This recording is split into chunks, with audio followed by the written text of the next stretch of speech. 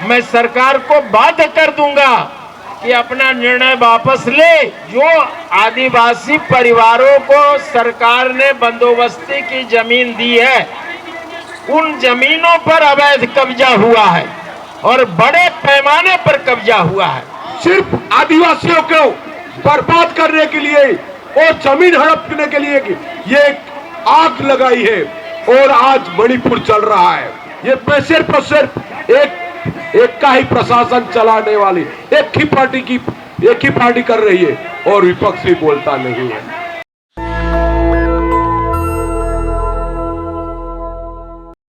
तीसरा विधायक हमारा बनता, लेकिन तीसरा विधायक नहीं जाए विधानसभा में, इसलिए आरक्षण रोस्टर क्रमांक 44 किया गया। हमने उसकी लंबी लड़ाई लड़ी और अभी आरक्षण रोस्टर क्रमांक को 44 से घटाकर 19 पर विवश कर दिया सरकार को करने के लिए, और अभी आरक्षण रोस्टर क्रमांक 19 हमारा है। अब हम 243 विधानसभा की सीट में आज भी तीसरा विधायक बनाने के हकदार हैं, और लोकसभा में 19 पर अगर हमारा रोस्टर क्रमांक है तो लोकसभा में एक सीट आदिवासी के लिए सुनिश्चित होने के लिए हम अधिकृत है। हमारी एंटाइटलमेंट की हकमारी हो रही है। अगर आप इसको और देखें, बिहार में आदिवासी शोध संस्थान नहीं था, हमने वहां जनहित याचिका दायर की, PIL दायर किया और जीता उस लड़ाई को, और बिहार सरकार को विवश होना पड़ा। हमको बिहार में आदिवासी शोध संस्थान की स्वीकृति मिली। शहर में पटना कैपिटल राजधानी में 1 एकड़ जमीन मिली। अब वहां संग्रहालय भी बनेगा, अब वहां शोध संस्थान भी बनेगा, और सारा खर्च भारत सरकार देने के लिए हाई कोर्ट में एफिडेविट दिया है, और उसका टाइम बॉन्ड फ्रेम हो गया है कि किस तिथि तक कौन से काम होने हैं। तो वहां कोई कमीशन नहीं था, ST कमीशन नहीं था, आदिवासियों के लिए राज्य अनुसूचित जनजाति आयोग नहीं था। हम लोगों ने वहां लड़ाई लड़ी और लड़ाई लड़के राज्य अनुसूचित जनजाति आयोग बनवा लिया। पिछले 5 सालों से सभी पद खाली रख रखे थे राज्य सरकार ने।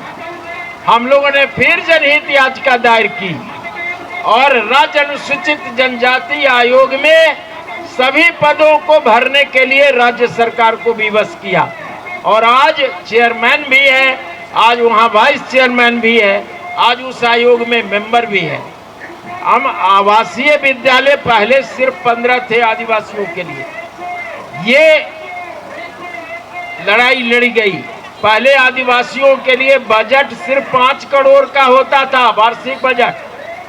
आज हमारा बजट बिहार सरकार आदिवासियों के विकास के लिए सालाना बजट 500 करोड़ रुपए से अधिक राशि दे रही है और उसका फलाफल मिल रहा है।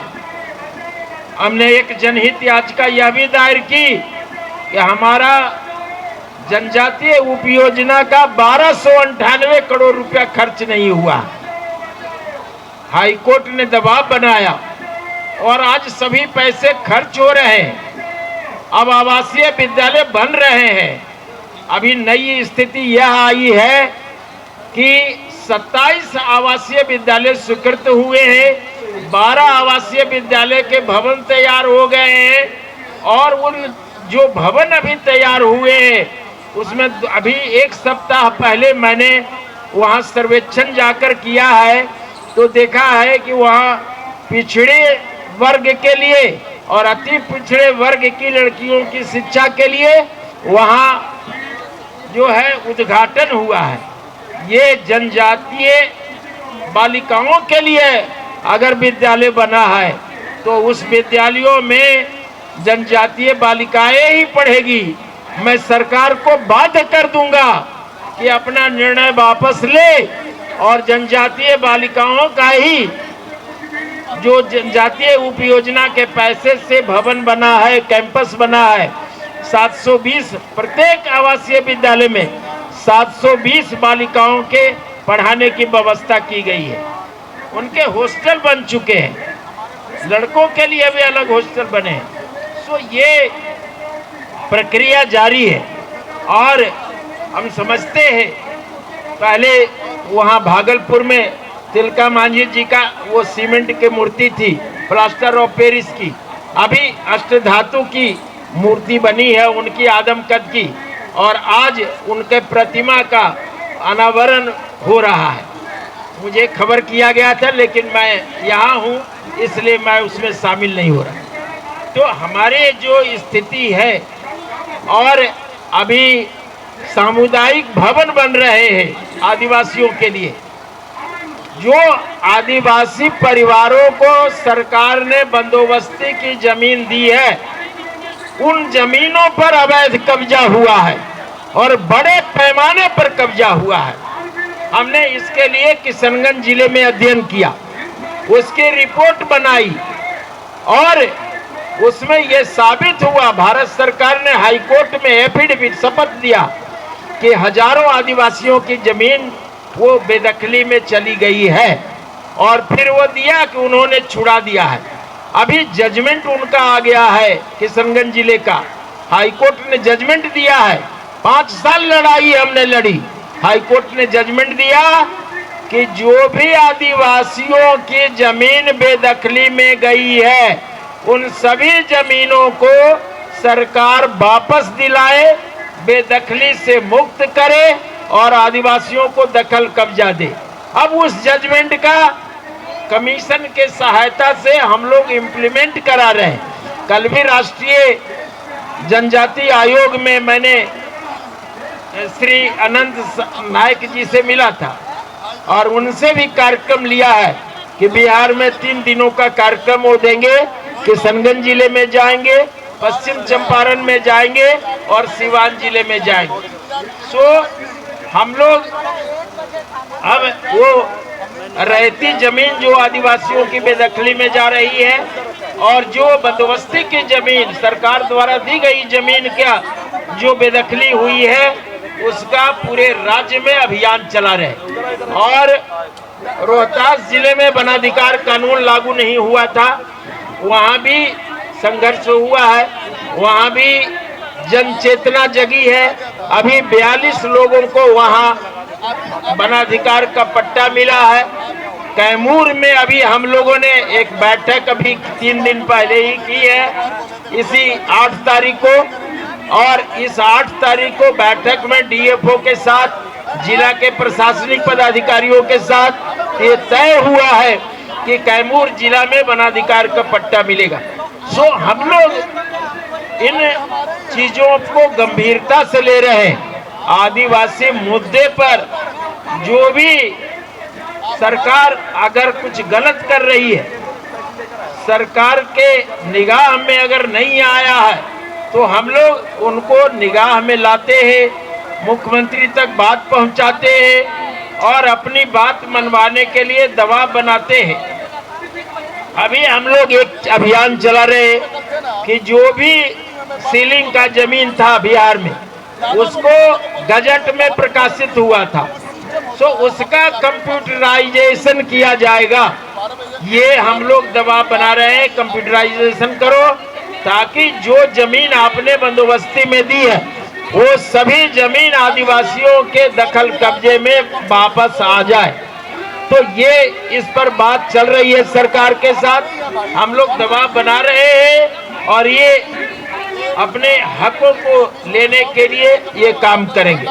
बिहार सरकार ने और कई काम किए, जैसे जो भी राशन कार्ड है, सभी आदिवासियों के परिवार में राशन कार्ड सुनिश्चित किया है, और आज भी कई छूटे हुए परिवारों के मिलती है सूचना, तो उसके लिए हम लोग आयोग के साथ मिल करके काम करते हैं और मुहिम चला करके राशन कार्ड दिलवाने का काम करते हैं। हमारा जिस जिले में जितनी आबादी है उस हिसाब से पीडीएस डीलर भी, राशन डीलर भी बनवा रहे हैं। जहां भी कम राशन डीलर रहता है तो प्रशासन पर दबाव बना करके उतने वैकेंसी को पूरा करने का दबाव बना रहे। तो ऐसे लंबी फेरिस्त है कामों की। ये एक वानगी है जो यहाँ पर कम समय में रखने का प्रयास किया गया है।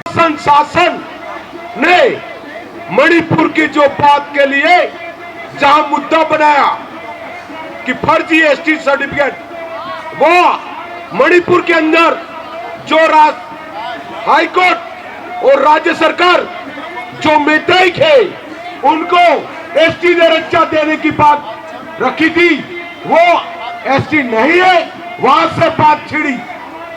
मैं कहना चाहता हूं गुजरात मणिपुर के जो स्टेट है उसको कैसे एसटी रखे जाए, कितने लोग को बाहर किया जाए, सिर्फ और सिर्फ राष्ट्रपति और केंद्र सरकार का है। ये मुहिम सिर्फ आदिवासियों को बर्बाद करने के लिए और जमीन हड़पने के लिए ये एक आग लगाई है और आज मणिपुर चल रहा है।